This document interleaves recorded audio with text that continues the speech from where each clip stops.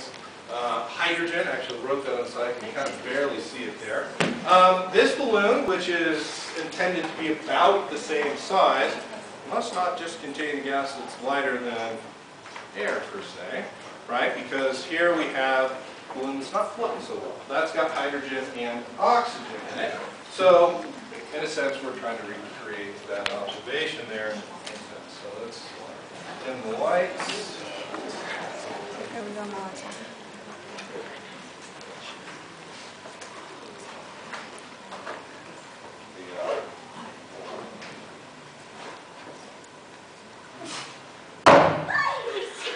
That scared the shit out of me. Alright, so that is kind of our control in this case. So let's see what happens if we add a little oxygen to it. A little bit bigger.